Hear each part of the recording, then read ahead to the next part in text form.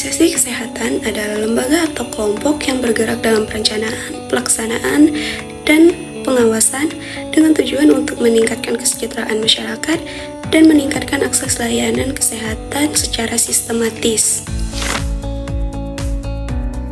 Nah, selanjutnya apa sih pengertian dari klinik utama dan klinik pratama? Klinik utama adalah fasilitas kesehatan dengan layanan lebih lengkap mulai dari dokter umum, dokter spesialis, laboratorium, hingga tindakan medis lanjutan. Klinik ini memiliki struktur organisasi yang lebih besar dan fasilitas modern untuk menunjang pelayanan. Dengan cakupan layanan yang luas, klinik utama dapat memberikan perawatan yang lebih komprehensif dan memenuhi kebutuhan kesehatan masyarakat secara profesional. Nah, sedangkan klinik pratama adalah fasilitas kesehatan tingkat pertama yang menyediakan layanan medis dasar seperti pemeriksaan dokter umum, tindakan sederhana, KIA, imunisasi, dan farmasi dasar. Strukturnya lebih sederhana dan mudah diakses oleh masyarakat. Klinik ini menjadi tempat pertama pasien berobat, serta berperan penting dalam edukasi kesehatan dan screening awal sebelum rujukan ke fasilitas lanjutan. Baiklah, selanjutnya yaitu visi misi klinik serta struktur organisasi. Klinik pratama atau klinik utama ini hadir sebagai fasilitas pelayanan kesehatan tingkat pertama yang berkomitmen memberikan layanan yang mudah dijangkau, profesional, dan berfokus pada pasien.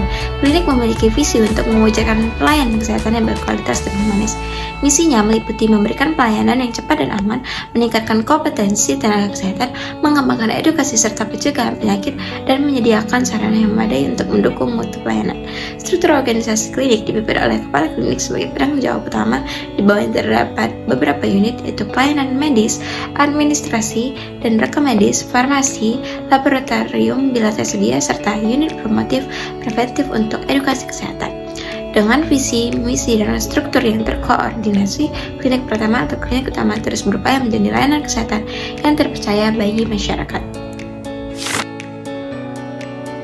Yang pertama, planning atau perencanaan di klinik adalah proses menentukan tujuan pelayanan dan langkah strategis untuk mencapainya. Dalam perencanaannya, klinik menetapkan jenis layanan kesehatan yang akan disediakan seperti poli umum, gigi, rawat jalan, farmasi, dan laboratorium, menentukan jumlah dan kompetensi tenaga kesehatan, merencanakan kebutuhan sarana dan prasarana, serta menyusun anggaran operasional. Pada klinik yang bekerja sama dengan BPJS, perencanaan juga mencakup pengelolaan pelayanan berdasarkan kebutuhan pasien dan standar Kemenkes. Perencanaan yang kuat membantu klinik mengoptimalkan sumber daya, mengantisipasi peningkatan jumlah pasien, serta mengembangkan layanan sesuai target mutu dan keselamatan pasien. Yang kedua adalah organizing atau pengorganisasian. Pengorganisasian bertujuan membagi tugas dan mengatur struktur kerja agar seluruh pelayanan berjalan secara teratur. Di klinik, organizing mencakup pembentukan struktur organisasi, pembagian job description, tenaga medis dan non-medis, penyusunan SOP layanan, serta penetapan alur pelayanan pasien mulai dari pendaftaran hingga rujukan. Klinik pratama biasanya memiliki struktur sederhana seperti dokter umum, perawat, admin, farmasi, sedangkan klinik utama memiliki struktur lebih kompleks hingga laboratorium dan tim mutu. Organizing yang kuat memastikan koordinasi antar unit berjalan efektif, meminimalkan kesalahan pelayanan, dan mempercepat waktu tunggu pasien, sehingga mutu dan kepuasan pasien meningkat. Yang ketiga, ada evaluating atau pelaksanaan. Pelaksanaan dilakukan melalui layanan langsung sesuai SOP, komunikasi yang baik dengan pasien, dan pemberian motivasi kepada pegawai. Kepala klinik berperan untuk memimpin dan melakukan supervisi teknis, moral, dan administratif. Kepemimpinan transformasional terbukti meningkatkan motivasi pegawai dan mutu pelayanan kesehatan. Yang keempat, controlling atau pengawasan. Pengawasan dilakukan melalui monitoring mutu layanan, audit klinis, evaluasi kepuasan pasien, dan penilaian pelaksanaan SOP. Klinik wajib melakukan audit internal minimal tiap 6 bulan sekali. Klinik yang menggunakan indikator mutu seperti BOR, waktu tunggu, kepuasan pasien, dan laporan insiden memiliki kualitas layanan lebih baik dan keluhan pasien yang lebih rendah. Adapun tantangan dalam pengelolaan klinik yaitu keterbatasan sumber daya manusia yang kompeten seperti dokter, perawat, dan juga rekam medis yang sering kurang karena bersaing dengan rumah sakit besar. Yang kedua, masalah sistem BPJS seperti klaim rumit, pembayaran sering terlambat, dan juga beban administrasi yang tinggi.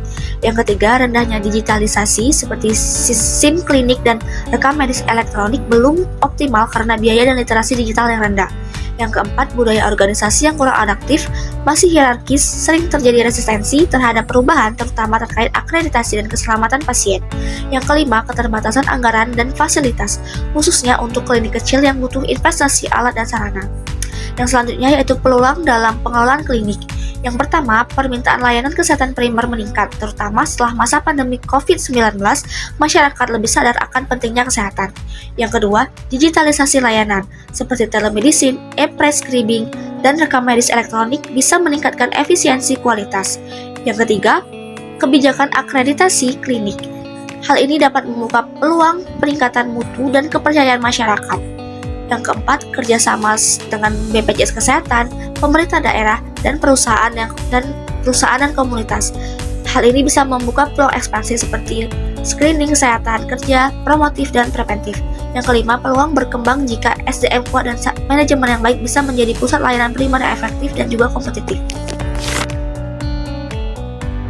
Dari pembahasan ini kita dapat belajar bahwa kualitas layanan klinik tidak hanya bergantung pada tenaga medis tetapi juga pada sistem manajemen yang tertata dengan baik. Meski ada tantangan seperti keterbatasan SDM, digitalisasi, dan tuntutan akreditasi, semua itu dapat menjadi peluang untuk klinik itu berinovasi agar menjadi lebih baik ke depannya. Selain itu, penerapan POAC juga dapat menjadi kunci dalam menciptakan pelayanan yang aman dan bermutu.